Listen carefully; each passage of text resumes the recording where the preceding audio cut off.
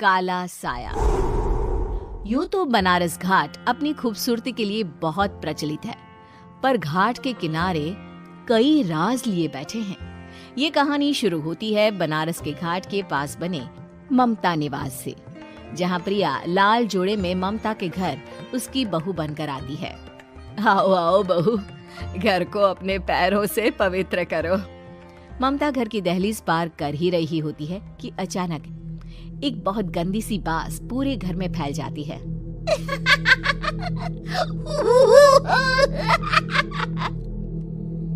ये बदबू और ये आवाजें, ये कौन हंस रहा है माँ?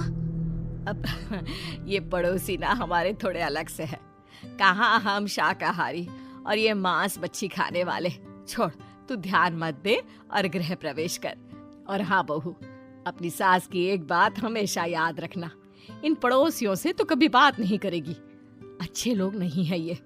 अपनी सास की ये बात मानेगी ना बेटा? हाँ माँ, जो आपकी मर्जी, मैं उनसे बात नहीं करूंगी। अगले दिन प्रिया अपनी पहली रसोई बनाने रसोई घर में जाती है। ये छोकी बात तो नाक में जा रही है। एक काम करती हूँ, खिड़की खोल देती हूँ। प्रिया खिड़की खोलने जाती है। इतने जाले, लगता है इस खिड़की को कभी खोला ही नहीं गया। पर ऐसा क्यों? ओह, नॉन वेज की स्मेल आती होगी ना। 2 मिनट के लिए खोल लेती हूँ, फिर बंद कर दूंगी। प्रिया खिड़की खोलती है। खिड़की खोलते ही उसकी नजर सामने वाले घर की खिड़की पर पड़ती है, जहाँ एक लड़की खड़ी होती है, हाथों में मेहंदी, लाल रंग की साड़ी, बिल्कुल सजी धजी, मानो प्रिया की तरह ही वो भी नई नवेली बहू हो। वो प्रिया को देखकर मुस्कुराती है। हे भगवान, माँ ने तो इनसे बात करने को मना किया था। प्रिया फौरन ही खिड़की बंद कर देती है और तवे पर चढ़े रोटी की ओर देखने लगती है, पर वहाँ रोटी न होकर मछली पड़ी होती है। ये क्या? पहली ही रसोई में इतनी बड़ी गलती। हे भगवान, अब मैं क्या करूं? प्रिया बहुत डर जाती है और फौरन रसोई की सफाई करने और फिर सभी के लिए खाना बनाने लग जाती है। जब वो सबको खाना परोसती है, सब तो ठीक है, मैं बेकार में चिंता कर रही थी। हे भगवान, ऐसे ही बस अपनी कृपा बनाए रखना। रात के वक्त जब सब सो रहे होते हैं, तब प्रिया को पायल की आवाज सुनाई देती है, जिससे उसकी आंख खुल जाती है। ये पायल की आवाज कहाँ से आ रही है? प्रिया उठकर उस आवाज के पीछे छत की सीढ़ियों तक जाती है। तभी उसे बच्चे के रोने की आवाज आती है। प्रिया छत पर जाती है तो क्या देखती है? वही लाल साड़ी वाली लड़की अपनी गोद में एक नवजात बच्चे को घुमा घुमा कर सुला रही है। तभी प्रिया की नजर उसके पेट पर पड़ती है। ओह गॉड, ये तो प्रेग्नेंट भी है। सुनिए, बच्चा सो नहीं रहा है क्या? मैं कुछ मदद करूं? नहीं नहीं, आपके घर वालों को अच्छा नहीं लगेगा, मैं संभाल लूंगी। स्नेहा की गोद से बच्चा हाथ मारकर प्रिया की गोद में आने को छटपटाने लगता है। दोनों घर अगल बगल में बने होने के कारण प्रिया उस बच्चे को गोद में ले लेती है। प्रिया के पास आते ही वो सो जाता है। बच्चे का वो स्पर्श रात भर प्रिया भूल नहीं पाती और अगली सुबह वो छत पर कपड़े सुखा रही होती है। तभी उसे एक औरत इशारा करके बुलाती है।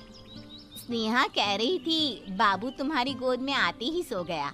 मैं गौरी, स्नेहा की माँ हूँ। बहू, घर आना, बाबू को खिला भी लेना। शाम को जब घर पर कोई नहीं रहता, बच्चे से मिलने के लिए प्रिया छिपकर अपनी पड़ोसन के घर चली जाती है और कुछ देर बच्चे को खिलाकर वापस लौट आती है। इसके कुछ दिन बाद ही प्रिया को पता चलता है कि वो माँ बनने वाली है। ममता की खुशी का ठिकाना नहीं रहता।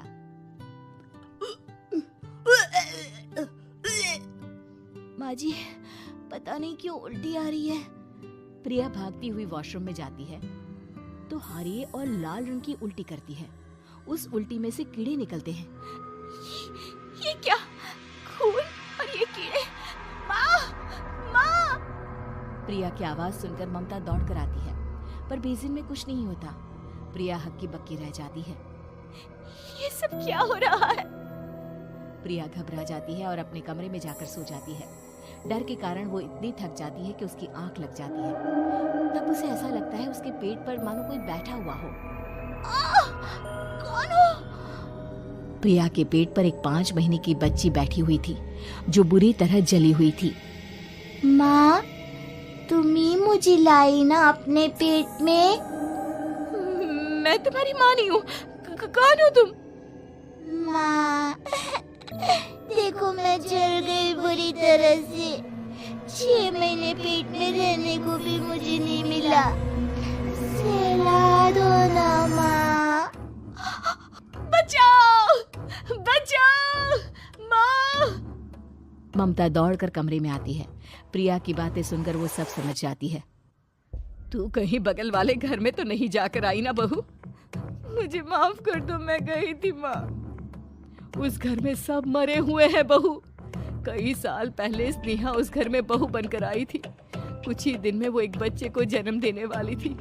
पूरा घर बच्चे के आने की खुशी में खोया था कि एक दिन अचानक उस घर में आग लग गई। सब बुरी तरह जलकर मर गए। गौरी आज भी दादी बनने का इंतजार कर रही है और इसीलिए स्नेहा ने अपना अजन्मा बच्चा तुम्हारी कोख में डाल दिया। ममता ये कह रही होती है कि पीछे से उसके पैरों को एक बच्चा पकड़ लेता है। दादी, दादी। माँ, स्नेहा की गोद में यही बच्चा था। ये बच्चा कौन है फिर? तेरी मौत है। तेरी भी दादी।